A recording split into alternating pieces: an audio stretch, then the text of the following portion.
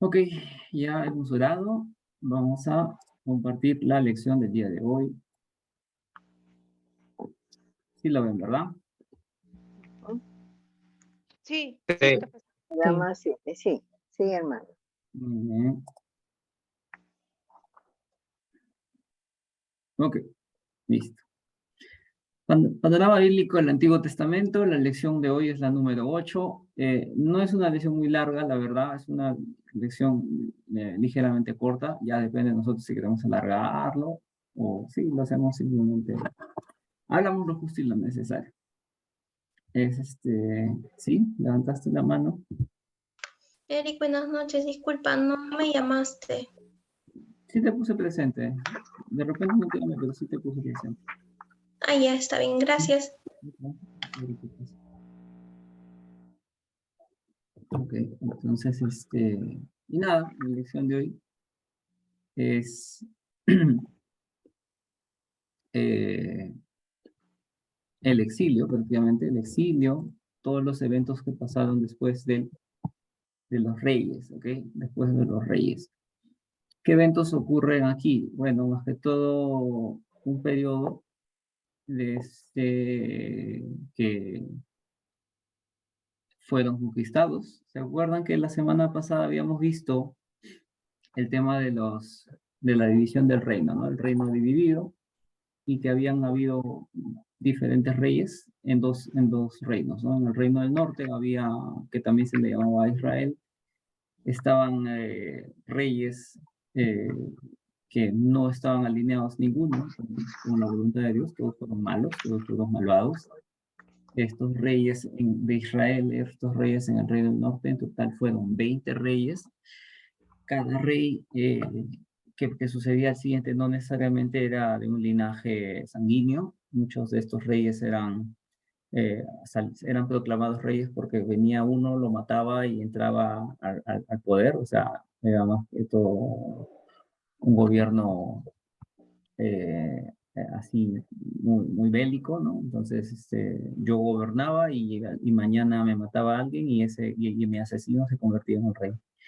Era así de fuerte, eran adoradores eran idólatras, tenían había mucho paganismo, habían adoptado mucho las doctrinas paganas del Reino del Norte, ¿ya? Y como les comento, hubo un total de 20 reyes, ¿ok?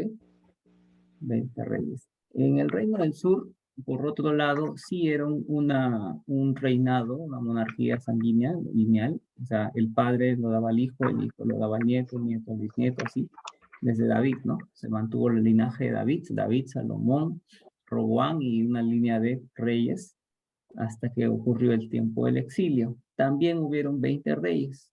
En total hubieron 40 reyes, 20 reyes en el reino de Israel, en el reino del norte, y 20 reyes en el reino del sur, que era el reino de Judá. Entonces, ¿qué pasó al final? Que el reino del norte, tiempo antes, o sea, ellos fueron conquistados por los asirios, tiempo antes de que el reino del sur sea conquistado. Entonces, el reino del sur se mantuvo todavía, Judá se mantuvo todavía como un reino unos cuantos años después de que el reino del norte ya haya sido desaparecido por los asirios. Pero el pecado que habían cometido el pueblo de Israel, el pueblo de Judá, también merecía el castigo de Dios, que ya se los había advertido a través de los profetas, y que llevaba a justamente ser exiliados por otro imperio, que era el imperio babilónico. Entonces Babilonia entra a Israel y justamente a Jerusalén, ¿no? y exilian a todos de allí. Tuvieron un periodo más o menos de 70 años de exilio, y luego vino otro imperio más, que era el imperio persa, ¿no? Con el rey Darío, y que este rey prácticamente es el que los devuelve, ¿no? Los devuelve, dijo, ok, vuelvan, ¿no? Y más o menos este es un periodo del exilio, ¿no? Más o menos 70 años. El reino del norte sí desapareció de la faz de la tierra, no se sabe hasta hoy en día qué habrá sido de ellos. Se les dicen las tribus perdidas, Que en realidad eso es más una mitología, ¿no? Lo que realmente pasó es que muchos de estos tribus, algunos se fueron a Jerusalén, ¿no? Porque querían mantenerse de repente, o querían seguir con lo único que quedaba de Israel, que era justamente el reino del sur, y otros simplemente se perdieron en el paganismo, se mezclaron con otras razas, con otras religiones, y nunca más volvieron a ser, entre comillas, llamados israelitas, ¿no? O israelitas de sangre, pero ya perdidos, ¿no? Entonces, eso, más que todo, vamos a ver de qué se trata, la que vamos a ver el día de hoy, los propósitos. Cualquier pregunta que tengan, me lo hagan, si quieren participar, si quieren agregar o quitar, siéntanse libres, levanten la mano, activen sus micrófonos, interrumpan, ¿ok? Les recomiendo no usen el chat, porque ya les digo que yo no veo el chat, prefiero siempre que utilicen el audio. Ok, propósitos en este periodo. ¿Vale? Dios cumple su promesa al cumplirse los 70 años de cautiverio en Babilonia, haciendo retornar a su pueblo a la tierra que les había sido prometida. Y Dios mantiene un remanente que es bendición para su pueblo, ¿no? Entonces, estos son los periodos que se presentan en esta etapa histórica, vamos a llamarla, ¿ok? Ahora, ¿qué más hay aquí? Aquí hay algo más que yo quiero agregar y que es justamente la línea de profetas, de libros que te menciona la Biblia, que lo vamos a ver más adelante. Pero la Biblia, el Antiguo Testamento, que justamente es este curso, panorama bíblico del Antiguo Testamento, tiene un total de 39 libros, ¿verdad? Se sabe que son 39 libros. Estos libros, escúchenme hermanos, estos libros no son cronológicos, ¿ok? No son cronológicos. Vamos a buscar aquí un momento, voy a dejar de compartir y voy a buscar una imagen que nos pueda servir.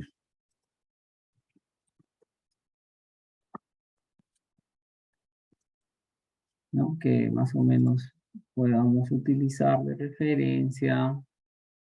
Aquí está, ese sí me gusta.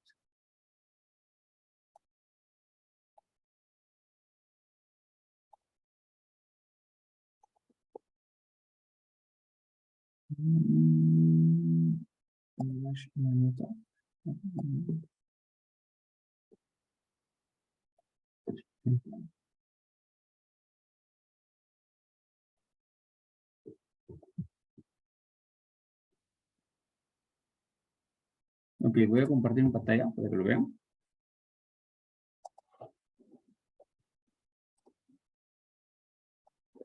Vale, ¿ven? ¿Lo ven, verdad? Sí, sí, sí, está bien. Sí, sí se ve. Ok, entonces, a mí me importa mucho que ustedes, este es un curso de panorama bíblico, entonces quiero que ustedes también sepan justamente de los libros, ¿no? Los libros. No necesariamente se lo van a memorizar porque son una lista de diferentes nombres, pero al menos entender los grupos, ¿no? Los grupos. ¿El primer grupo cuál es? El Pentateuco. Pentateuco, ¿verdad? Pentateuco. El Pentateuco. Pentateuco. Penta significa 5. Entonces es una lista de 5 libros. Más o menos fueron escritos en la época de Moisés y estos libros constan de los siguientes, ¿no? Génesis, Éxodo, Levítico, Números, Deuteronomio. Ya, en Génesis habíamos visto lo que eran los patriarcas, el origen del mal, la Torre Babel, el Arca de Noé, todo eso, ¿no? Hasta Abraham. Y luego Abraham, Isaac y Jacob. En Éxodo ya más o menos la salida de Israel, Egipto, ¿no? Las 12 plagas, Moisés, Levítico, más por todo continúa la historia de los 40 años en el desierto junto con Números y Deuteronomio. Acá también te muestran los sucesos que ocurrieron, ¿no? Cómo pasaron esos 40 años, la construcción del tabernáculo, los 10 mandamientos, todas las reglas que hubo, las 12 tribus estaban numeradas por soldados, por guerreros, por diferentes personalidades, y bueno, te resume todo eso. Hasta que llega Josué, que es un libro histórico, estos son los libros históricos, ¿verdad? En los libros históricos, Josué es el sucesor de Moisés. ¿Okay? Josué continúa el legado de Moisés, él es el que llega a conquistar las tierras de Canaán. ¿Okay? Llegan a Canaán y en Canaán lo llevan a conquistar y una vez que conquistan, Josué deja un mensaje diciendo, yo en mi casa vamos a servir al Señor y todo eso. Muere Josué y no hubo reyes, hubo un periodo donde el pueblo de Israel se vivió a su antojo, vivió a su manera, a su gusto, y comenzaron a adoptar paganismos, falsas doctrinas, dioses ajenos, y estos malos actos comenzaron a hacer que Dios los desampare, ¿no? Dios ya no los cuide, ya no los proteja, porque justamente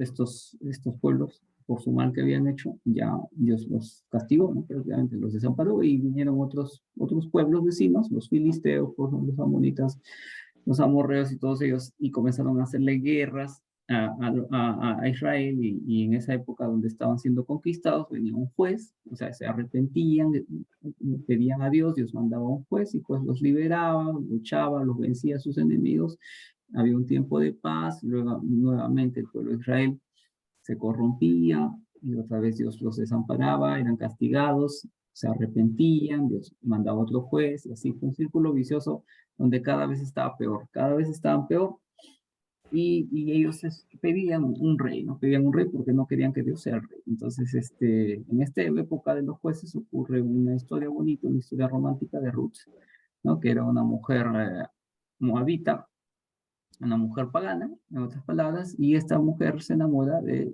Dios, ¿no? Del Dios de Noemí, de su suegra, y se va a vivir con ella, a pesar de que eran viudas y vivían en la pobreza, y es cuando se termina casando con un familiar que es vos, ¿no? Ruth viene a ser del linaje de David, prácticamente la abuelita de David. En la época de Samuel, una mujer llamada Ana no puede dar a luz, le hace una promesa a Dios que si le da un hijo, se lo va a entregar para su servicio total a Dios, al Señor, y ese es Samuel. Samuel crece, se vuelve en el último juez, también el sacerdote. Él corona al primer rey, al primer Saúl, al rey Saúl. Saúl se llenó de corrupción, de soberbia. Dios no le agradó ante sus ojos el comportamiento de Saúl, y dijo, ¿sabes qué? Vamos a ungir a otro rey. Ese rey era David. Samuel nuevamente unge a David. David fue muy leal a su rey, al rey Saúl, se hizo amiguísimo de Jonathan, vivió con él, crecieron juntos, y Saúl, como sabía que él ya no iba a ser rey, sino que había ungido a otro, se volvió archienemigo de David, lo buscaba, quería matarlo, quería deshacerse de él, pero David escapaba y escapaba, nunca se enfrentó directamente con Saúl, nunca le hizo guerra, nunca se rebeló, sino que siempre fue leal hasta el último día de vida de Saúl, donde él murió en una guerra, en una batalla, junto con su hijo Jonathan, y después de eso David toma el reinado. A partir de ahí empieza el linaje que viene hasta Jesús, ¿no? El Rey de Reyes, el Señor de Señores, que justamente es el linaje de David. David también cometió pecados, ¿no? Se acostó con una mujer que no era su esposa, mató al esposo, al marido. Esa mujer era Betsabé. Luego David se arrepiente porque fue confrontado con el profeta Natán, y por producto de su arrepentimiento, Dios lo perdona, y con esta mujer luego posteriormente tiene otro hijo, que es Salomón, y Salomón vendría a ser el siguiente rey, el rey que cuando David fallece, bueno, lo condejó a rey, Salomón le pide a Dios que le dé sabiduría para poder dirigir a su pueblo, y así fue, ¿no? Entonces, este libro de Crónicas te resume todo lo de época de los reyes. En Segunda de Reyes te explica la división del imperio de Israel, ¿okay? La división del imperio, ¿por qué? Porque Salomón no cometió pecados, se fue al paganismo, tuvo muchas mujeres paganas, y Dios lo castiga, ¿no? Diciendo que su reino se iba a dividir, y así fue, ¿no? Se dividió el reino en dos. En el reino del norte un comandante que era Jeroboam, y en el reino del sur el hijo de Salomón, Roboam. Y a partir de ese momento empieza lo que son el reino dividido, ¿no? Todo eso se resume en estos libros históricos, ¿no? De Reyes hasta Crónicas. ¿Ok? ¿Y qué pasa después? En Esdras, Nehemías, Esther, estos ya también son libros históricos. ya te hablan de, hay también lamentación, ¿no? Jeremías y lamentaciones, que eso también son profetas, que bueno, lo vamos a ver después. Pero ya te va avisando de lo que está ocurriendo, ¿no? En estas Nehemías, Esther ya te está hablando de sucesos que están pasando en este periodo de los reyes, ¿no? En este periodo de los reyes, Esther, por ejemplo, ¿no? Una mujer muy bonita, que ganó un certamen de belleza de Persia, ¿no? Y ella, bueno, era israelita y de cierta manera apoya a que se vuelva, ¿no? Se retorne del exilio, ¿no? En la época de los persas. Entonces ya habíamos dicho que Israel, vamos a usar aquí un colorcito claro, Israel era un imperio que se divide en dos, ¿no? Se divide en dos. Israel, que está en el norte, y Judá, en el sur. Ya, Israel es conquistado, ¿no? El norte es conquistado por Asiria, y el sur está conquistado por Babilonia. ¿Ya? Ok, ¿qué pasa después? Babilonia luego es conquistada por Persia. ¿Vale? Más o menos eso fue la historia de cómo sucedieron las cosas. Y después, en el reino, vamos a poner Darío. En el reinado de Darío, ya será lo que es el retorno de Judá. ¿Qué quiere decir? Que Israel del norte, las 10 tribus del norte no regresan, solamente retorna a Judá, Jerusalén. Y luego lo que es la reconstrucción de Israel, de Judá, el templo. ¿Okay? Estos fueron los eventos que ocurrieron, más o menos, en este periodo, ¿no? Que son los libros históricos. ¿Qué más? Vamos a continuar con los libros poéticos. Están prestando atención, ¿verdad? ¿Me escuchan bien? Sí, profesor. Ok. Sí. Los libros poéticos son libros, yo prefiero decirles libros de sabiduría. ¿Ya? ¿Por qué? Porque más que poemas, te enseñan cosas que te va a servir en toda tu vida. Los libros del Antiguo Testamento se caracterizan por ser muy históricos, por enseñarte mucho de los sucesos que ocurrieron, pero los libros poéticos se diferencian del resto porque esto no te habla tanto de historia, más lo que te habla son de cómo ser una persona conforme al corazón de Dios, una persona que agrade a Dios, una persona sabia. ¿Ok? Y estos libros poéticos yo los divido, ¿no? Bueno, están así, Job, Salmos, Proverbios, Eclesiastés. Pero yo los divido en dos partes, ¿no? En los, bueno, libros de alabanza, que es Salmos, ya, acá este libro es alabanza. Libro de alabanza, ¿por qué? Porque, bueno, justamente es eso, ¿no? Alabanzas. ¿Ya? Este libro de alabanzas te explica más que todo cómo Israel, cómo habían cánticos, cómo lo ven a Dios, grande, omnipotente, poderoso, que nos va a llevar las victorias, que es el Dios que nos trae, que vencen las guerras. Algunos salmos que son mesiánicos, ¿ok? Este es un libro de alabanza, y estos son libros de sabiduría, ¿no? Que lo que es Job, Proverbios y Eclesiastés. Proverbios y Eclesiastés, ¿ya? Estos son libros que se dice que, y Cantares, se dice que lo escribió Salomón, se dice, o sea, no hay confirmación 100%, pero se piensa mucho que pudo haber sido Salomón.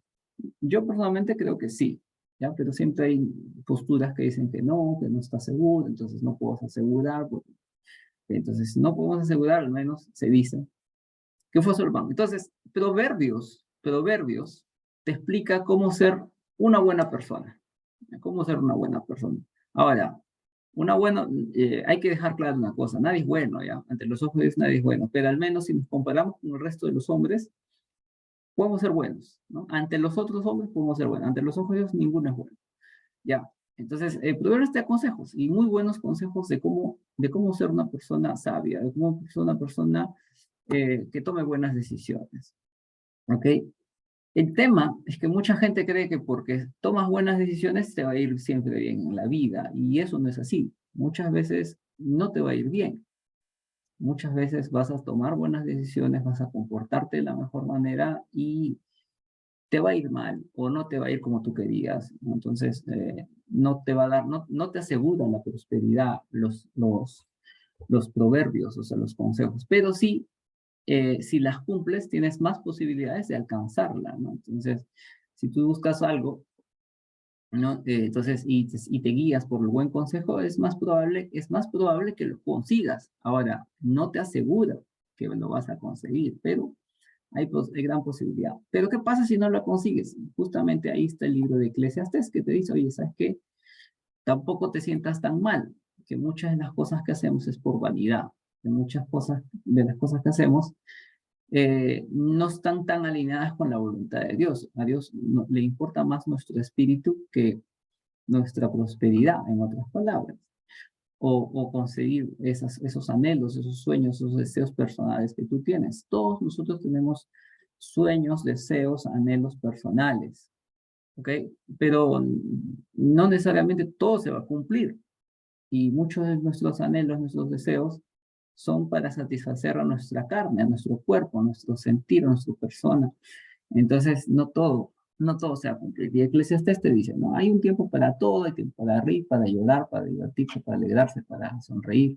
Hay tiempo para todo, y mucho de lo que hacemos es justamente correr tras el viento. O sea, nos desgastamos gran parte de nuestras vidas tratando de hacer cosas que al final de cuentas nos duran unos minutos de felicidad, un día, un par de días de felicidad y se acabó, ¿no? Por ejemplo, el viaje soñado que ahorraste todo un año para viajar, al final lo disfrutaste 3, 4 días y el resto del año, ¿me entiendes? O sea, has corrido tras el viento. Eso es lo que te explica Eclesiastés para que te des cuenta que no todo lo que tú haces y tus anhelos que no se cumplan quiere decir que no era la voluntad de Dios o que hiciste las cosas mal o que Dios es malo contigo o que no te escucha. No, o sea, justamente ese libro es un libro más maduro, no, más maduro de cómo es la sabiduría.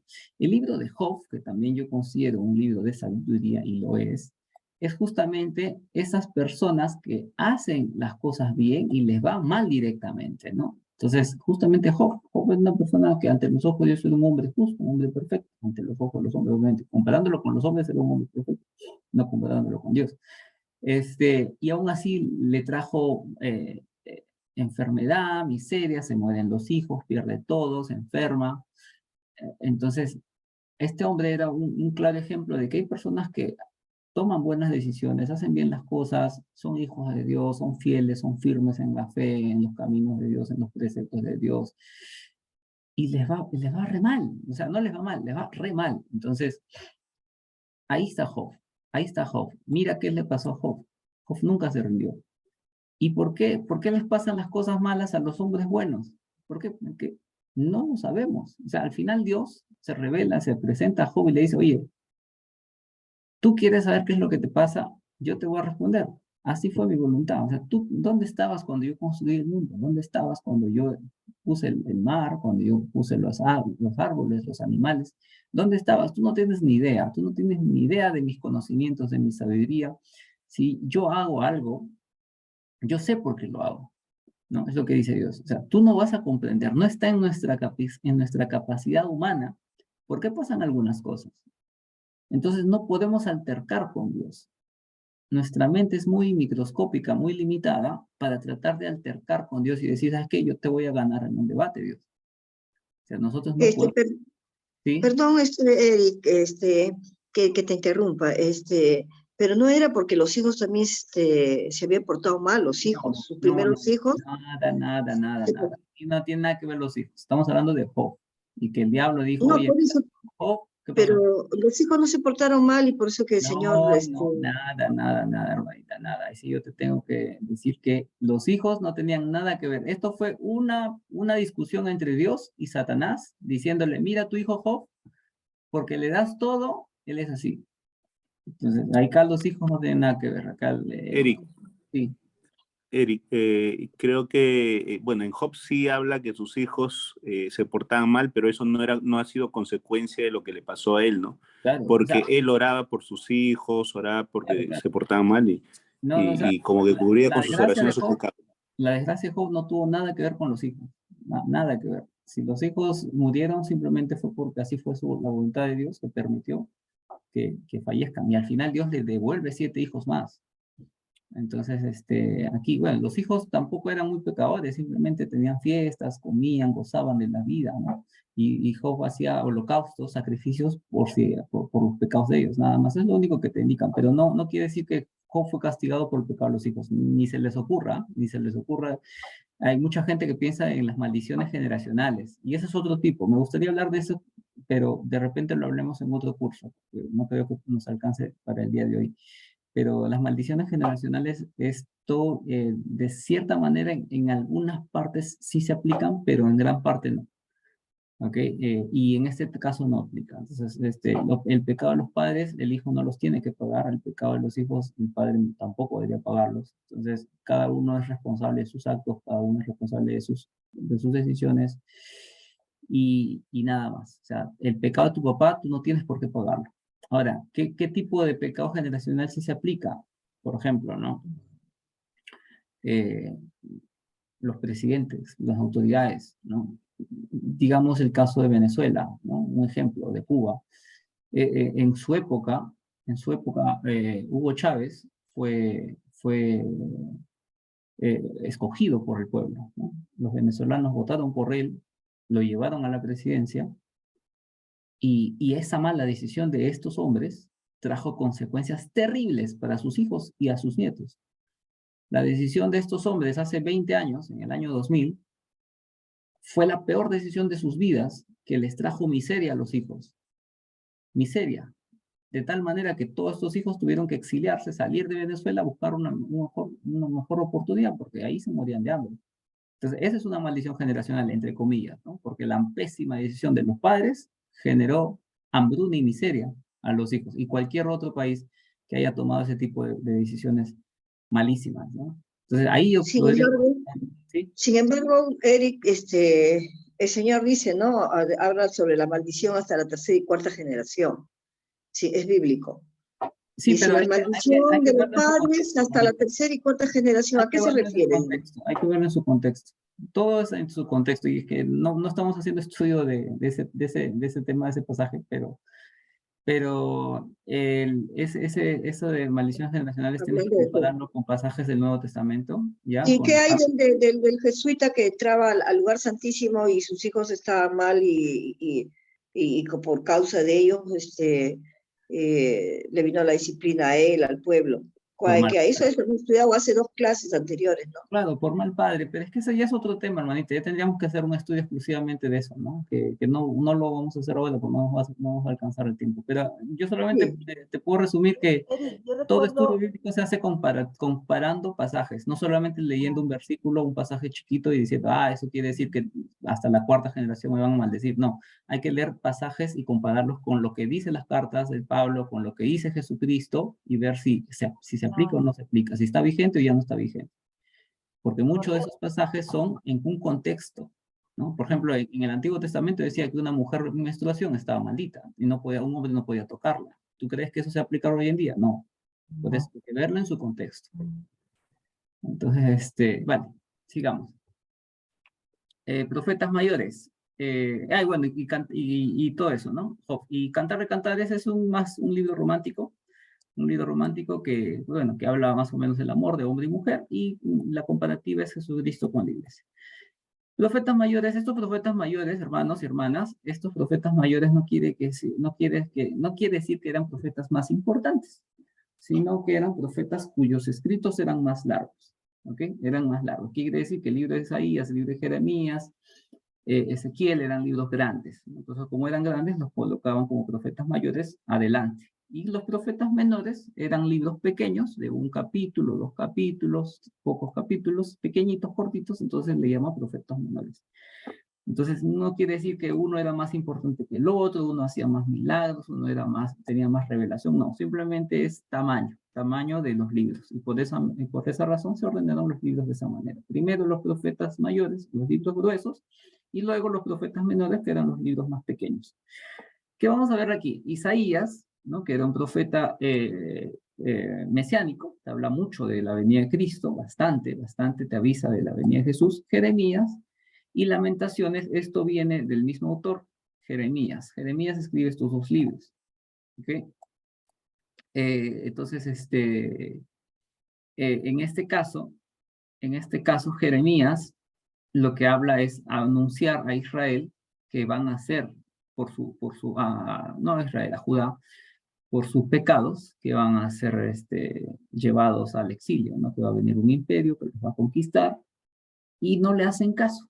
Y más bien, en vez de hacerle caso, lo encarcelan, lo tratan mal, y Jeremías llora porque el mensaje que está enviando, la profecía que está enviando, no está siendo recibida por el pueblo. Y luego viene lo que había dicho.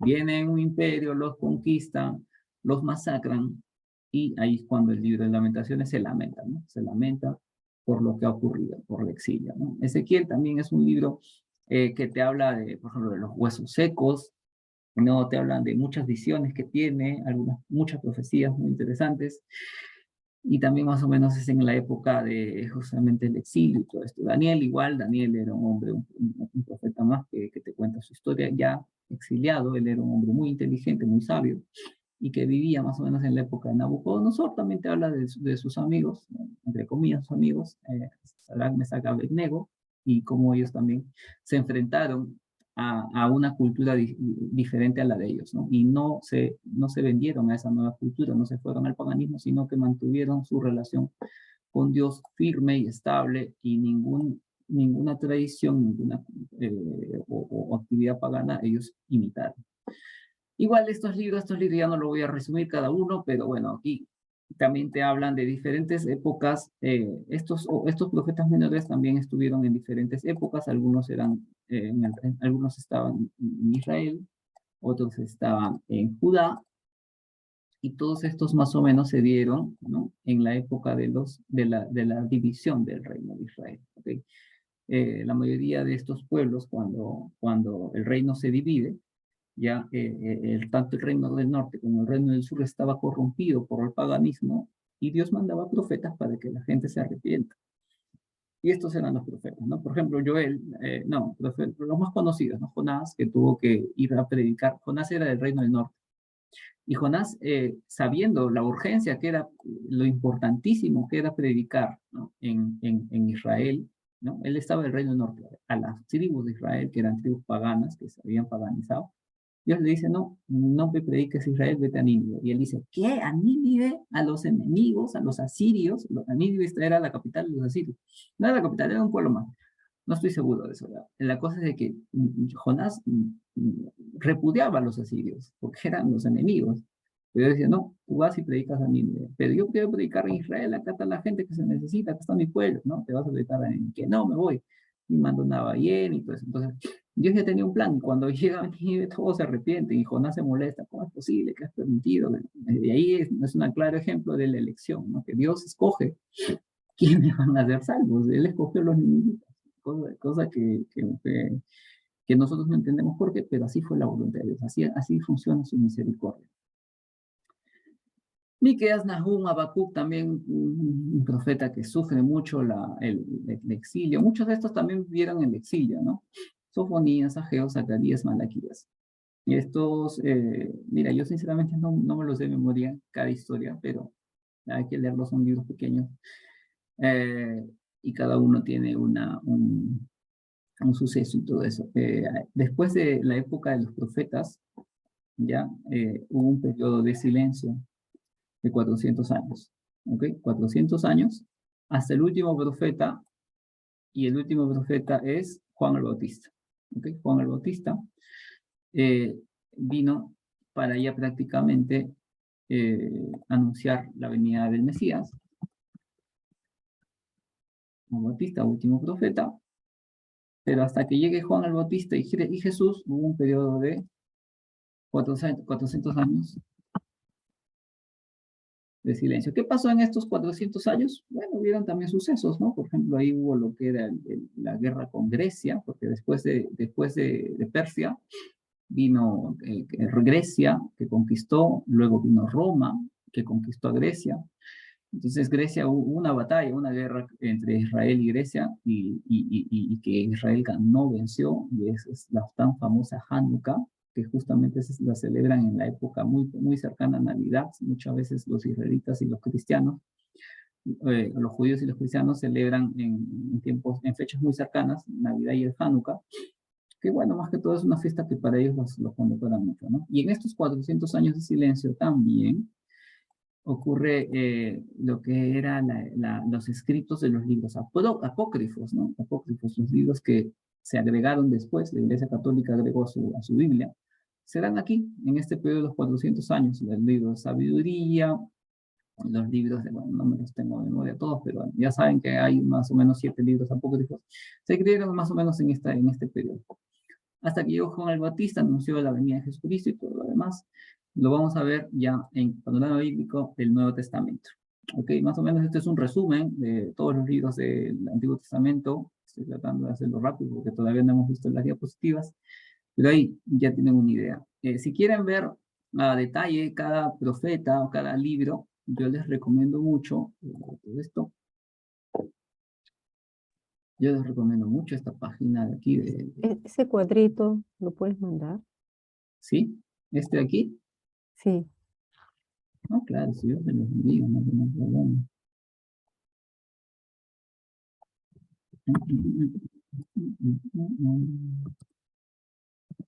Está, sí, sí. Ok, vamos a ver aquí. Vamos a ver. Eric, nos vas a enviar el video, ¿cierto? ¿Cuál video? Ah, sí, este video sí se está grabando. Ah, ya, ok, gracias. Bible Project, ok, Bible Project o Proyecto Biblia, y ahí están toda la lista de videos. Acá vamos a poner videos, y aquí están la lista de videos de cada libro, y es muy bonito. Yo les recomiendo este canal de YouTube, Bible Project, Proyecto Biblia, y aquí te ponen todos los libros de la Biblia, todos los libros de la Biblia. Por ejemplo, sí, vean, Proyecto Biblia, y acá yo le pongo, por ejemplo, Reyes. Entonces, aquí te sale, ¿no? Primera y segunda Reyes, te lo resume, ¿no? Te lo resume bien bonito. Crónicas, Samuel, ¿no? Te hablan sobre el exilio, sobre el profeta el libro de Jueces, el libro de Nehemías, Esdras, los libros de Salomón. Entonces, les recomiendo esta página de YouTube. Simplemente entran a YouTube y ponen Proyecto Biblia y espacio y ponen el libro que se les da Apocalipsis. Todos los libros de la Biblia están resumidos de una manera muy didáctica y muy buena en este canal de YouTube. ¿Ok? Bueno, vamos a continuar. Vamos a continuar. Gracias, Eric, por el canal de YouTube. Sí, son las 4:20 de la mañana. ¿Qué hora es allá? ¿9:20? Sí, correcto. Vale.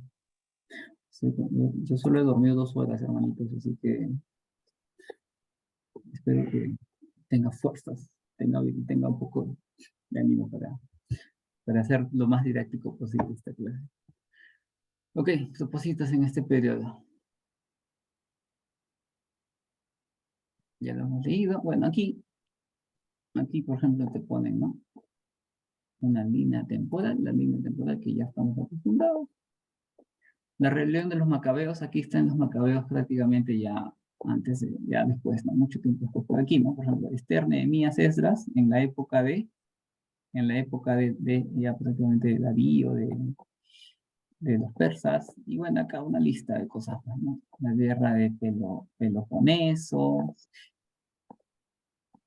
acá no se ve bien claro, las guerras púnicas, ¿no? Las guerras púnicas fue entre Persia y Grecia, y bueno, sucesos históricos de historia universal, Alejandro Magno, ¿no? Que no viene tanto relacionado con el tema bíblico, solamente para ubicarse temporalmente con los sucesos La historia universal, nada más. ¿No? Acá también leemos Cleopatra, ¿no? Pompeyo. Vamos a ver. Entonces, en este periodo, ¿qué ocurre en este periodo? Bueno, justamente te ponen estos libros. Esdras, Nehemías, Esther, que más o menos estos personajes estuvieron en la época de Persia, Ageo, Zacarías y Malaquías, que ya prácticamente con esto termina ya el retorno, ¿no? Entonces, digamos que este es Israel, ¿no? Este es el reino de Judá, el reino del norte ya había sido conquistado, entonces el reino de Judá estaba aquí, acá está Jerusalén en este punto. Todos ellos fueron exiliados, y se fueron, estuvieron en Babilonia, y luego vino Persia, dijo, ya, ok, regresen. Entonces ellos regresaron con textos. Entonces, esta época más o menos de Esther justamente estuvo antes del regreso y ya en esta época ya estaban en el regreso, ¿no? Ya estaban aquí. Y regresaron y ¿qué hicieron? Regresaron y tenían mucho trabajo que hacer. ¿Por qué? Porque tenían que reconstruir una ciudad, ¿no? Primero construir sus casas y reconstruir el templo y todas esas cosas. Bosquejo histórico del reino dividido, esto ya lo vimos la semana pasada. Igualmente aquí, esto de los profetas.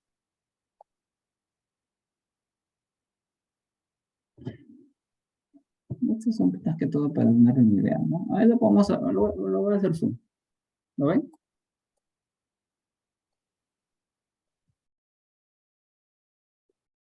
Más o menos Isaías y Miqueas vivieron en la misma época. Aquí estaba, por ejemplo, ¿no? El profeta Elías y Eliseo. Después vino Jonás, vino Amós, Oseas, ¿no? Nahum, Jeremías, Habacuc, Sofonías también más o menos en la misma época del rey Josías. El profeta Joel, el profeta Daniel con Nabucodonosor. Acá está el periodo de Babilonia, eso sí me importa. Eric, sorry que te interrumpa, un favorzote. ¿Tú tienes esa tablita en un Word? La clase pasada nos comentaste que habías armado, porque estabas llevando unos cursos especiales y habías hecho cronológicamente unas tablitas. ¿Tú lo tienes en Word o Excel? Pasé. ¿Lo podrías compartir? Tienen que, a ver, lo voy a reenviar porque ya estaba en el WhatsApp, se los envié a todos ustedes. A ver, voy a buscarlo. El tema es que mandan muchos memes, hermanos. Hacían esto. Chancan uno con otro. Tengo que buscarlo porque se los pasé. Ya, para no interrumpirte la clase, mejor para no, de repente después de la clase, más tarde, ya después de que descanses, ¿tú crees que lo puedas enviar? Hoy día no voy a descansar porque después de esto me van a... O mañana, sí, hoy día sí está terrible, tienes razón. Pero cuando se pueda. Yo te hago acordar, te mando un mensajito, si no mañana. No, que ya lo encontré. Ahora le estoy reenviando. Ay. Muchas gracias. Ya lo envié, Eric. Ah, ¿lo enviaste, hermanita? Justo. Gracias. Sí, lo envié. Gracias, me ahorraste el trabajo. Ok. Entonces, mira, aquí sí les voy a explicar bonito. Reyes de Judá. Aquí están los reyes de Judá, el reino del sur. Acá están los reyes del norte. ¿Ya? ¿Cuántos subieron en total? 40 reyes. 20 en el norte, 20 en el sur. No fueron aliados, muchos de ellos tuvieron guerras. Ok. El rey de Judá, digamos que estos tres reyes sí eran del Reino Unido. ¿Okay? Del Reino Unido, que era David, Salomón y Saúl. Ellos sí estuvieron en el Reino Unido, o sea, tanto en Israel como en Judá estuvieron como reyes. Pero a partir de Roboam ya era el reino dividido. Esto sí lo tienen que saber. Vale, continuamos. Jeroboam. Ya acá están todos los reyes del norte. Acá no te han puesto a Siria porque, bueno, ellos mueren, ellos desaparecen aquí, pero viene Babilonia. Viene Babilonia y justo hubieron estos reyes en el periodo de Babilonia, ¿no? Nabucodonosor es el más importante porque con Nabucodonosor estuvieron más tiempo y justamente en la época de Nabucodonosor estaba el profeta Daniel, todavía existía el reino de Judá, estaba Joaquín y Sedequías. Tener en cuenta que Sedequías fue masacrado, destruido, desintegrado por los babilónicos, pero Joaquín no. Joaquín se rindió a tiempo y sobrevivió. Y de él viene Jesús. No, bueno, no es que viene Jesús, sino que fue el único rey que no fue, que vivió hasta viejito.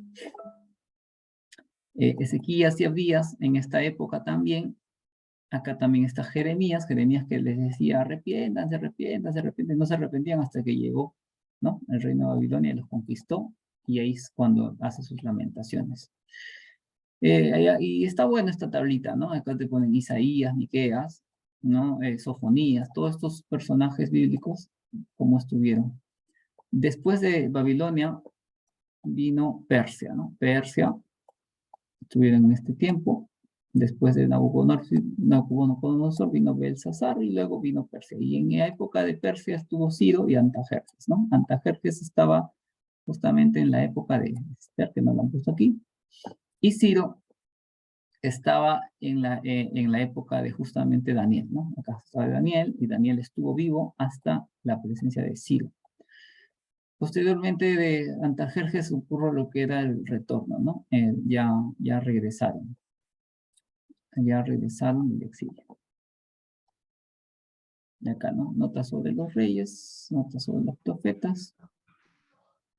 Las fechas de reinado de cada uno de ellos indican el inicio y el fin de su reinado de una forma bastante exacta. Hay que tener en cuenta que en muchos casos se exigieron corregencias. Solo se mencionan los reyes de Babilonia y Persia, los gobernadores que tienen algo que ver con la cronología de los profetas. Las fechas son antes de Cristo, ¿no? Entonces los profetas, las fechas son aproximadas y referidas.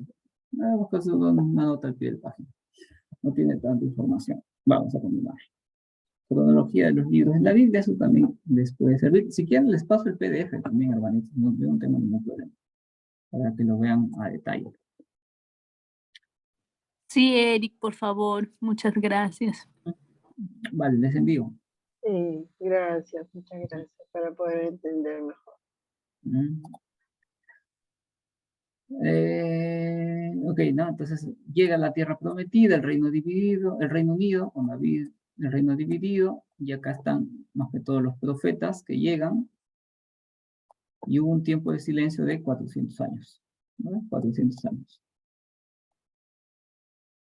Hasta que llega Jesús, ¿no? Jesús, 400 años. Es un resumen muy básico, pero es claro también, ¿no?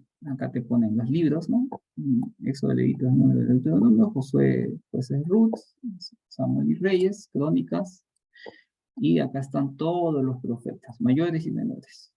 En el periodo de más o menos de Reyes estaban los libros que escribió Salomón, los Eclesiastés, los Cantares, y se dice que Job estaba aquí. Yo no creo que Job se escribió aquí, yo creo que Job está aquí. Yo creo que Job está más o menos en este periodo. Antes de que sean imperio, pero no después, no en Génesis. Job más o menos estuvo. Ok, vamos a continuar. Acá está otro, el mapa de Asiria, los asirios, ¿no? En el norte están los asirios, en el sur está Babilonia. Los asirios conquistan todo el reino del norte. Babilonia posteriormente agarra Jerusalén y todo el reino del sur. Seguimos. Acá también, bueno, se puede ver otra gráfica. Conquistas de Ciro el Grande, los persas, entonces los persas están aquí y fue así su ruta, ¿no? Conquistó Babilonia y se fue por aquí hasta acá, llegó a conquistar casi toda Europa. No toda Europa, toda Asia, la parte arábica. Eso solamente es un mapa. Seguimos. Los medos y los persas, ¿no? Los medos, los persas. Todo esto es el imperio persa. Todo lo que está en verde, ¿no? Egipto, no llegaron a Grecia, los persas no llegaron a conquistar Grecia, ya saben, la película de los 300 espartanos. No, obviamente ese es un chiste, ¿no? Pero bueno, no pudieron conquistar a Grecia, y posteriormente Grecia fue el que tomó protagonismo. Pero todo este espacio era de los persas. Salud, Grecia.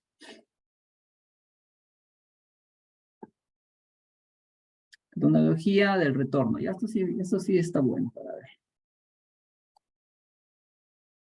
¿No? Viene Ciro, Darío, Jerjes y Antajerjes. Ya, muy bien. Más o menos estas fueron las fechas de 540 a 450. En esta época estaban los libros de Ageo, Zacarías, Esdras, ¿no? Esdras te habla mucho de la época de los persas. Ya, en este libro de Esdras, si no me equivoco, te hablan también de el retorno, ¿no? El retorno. ¿Qué es lo que hacían los judíos al retornar? Muchos decían, llegamos y construimos nuestras casas, y ellos decían, no, lleguen y construyan el templo. ¿Cuál es más importante, tu casa o el templo? Y dicen, mi casa, obviamente, es donde voy a vivir. No, construye el templo, que ahí está Dios. Entonces ahí hubo ese problema, ¿no? No se ponían de acuerdo. Ellos querían construir su ciudad, sí, pero también era importante reconstruir el templo que habían destruido. Eric, una consulta. El templo que hizo Salomón fue destruido por los babilónicos, ¿cierto? Sí, sí, Y- bueno, fue destruido. Acá, vamos a ver ahorita acá también el templo de Salomón. Ahí. De reconstrucción del templo, ¿no? Sí, sí fue destruido, creo que los asirios, no, los babilónicos, ¿no? Y cuando otra vez, cuando llegan otra vez los de Judá, llegan otra vez a Jerusalén, llegan a a reconstruir el templo en el mismo lugar. A ver, los babilónicos destruyen el templo, posteriormente al retorno de Judá, reconstruyen el templo.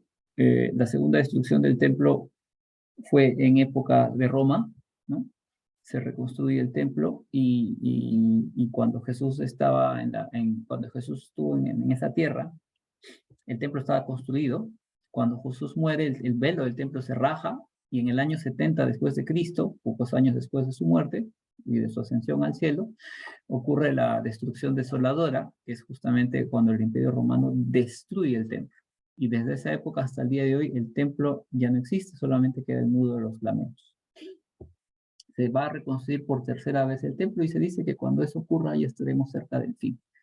Y parece que va a ocurrir muy pronto, porque tienen muchas ganas, mucho interés los israelitas de reconstruir. Ok, bueno, aquí eventos importantes. La primera salida de Israel, ¿no? Acá te explicaba también en Esdras, el decreto de Ciro, que Ciro ya dice, oye, pueden volver. El primer grupo que retorna, liderado por Zorobabel, ¿no? El inicio de la restauración del templo. Okay, ahí ya cuando comienzan a restaurar el templo. Eso te explica el libro de Esdras.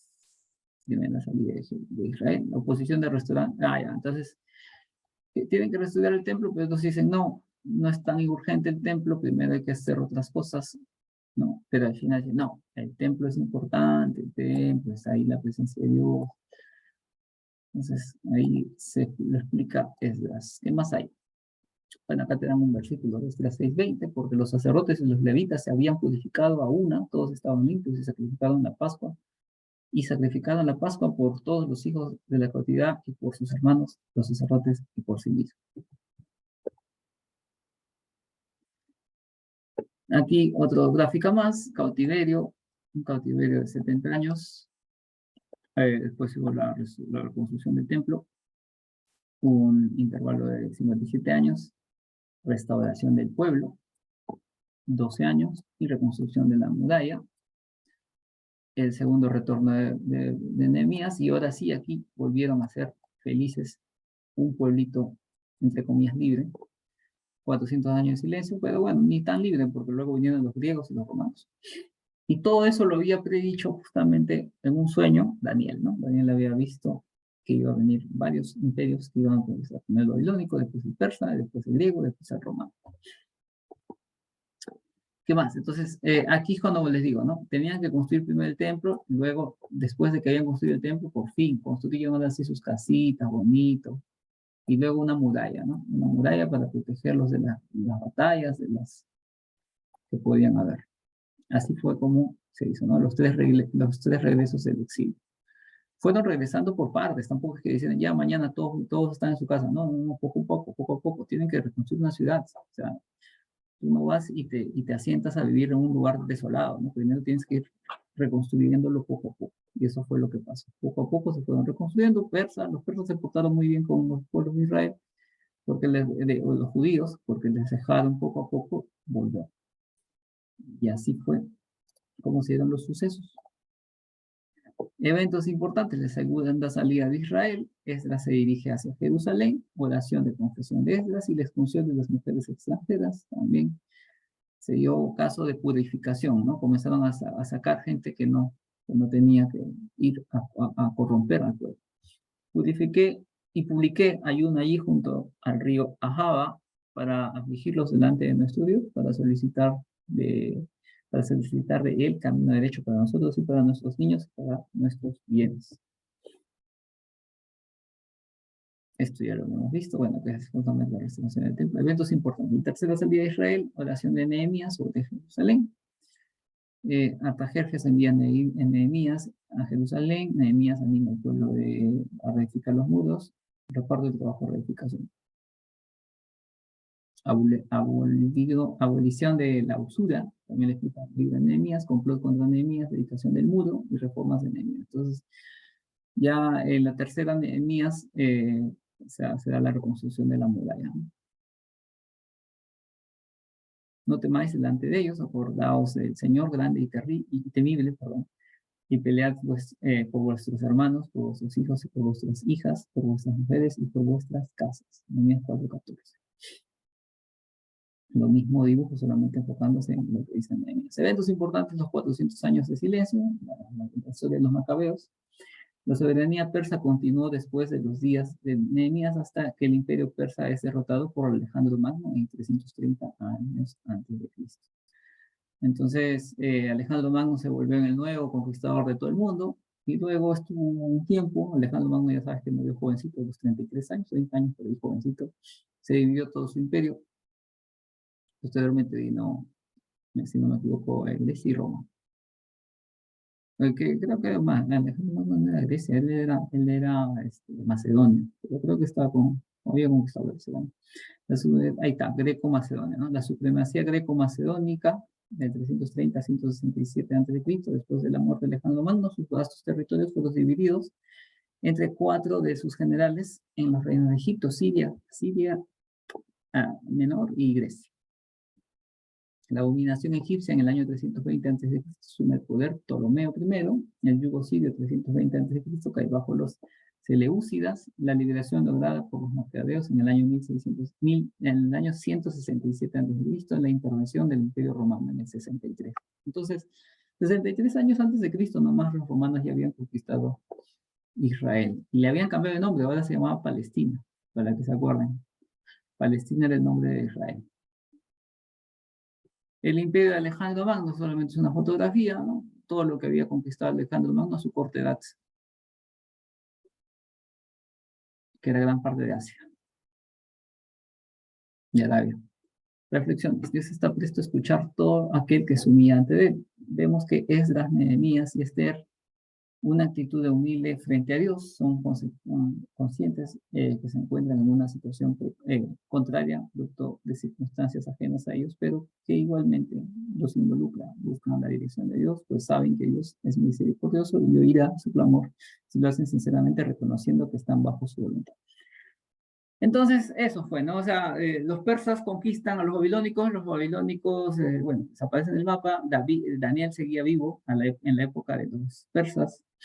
Viene Ciro, y incluso Esther estuvo en la época de Artajerjes. Ya Esdras, Nehemías y Esther se dedicaron, o te hablan directamente del retorno de Israel, ¿no?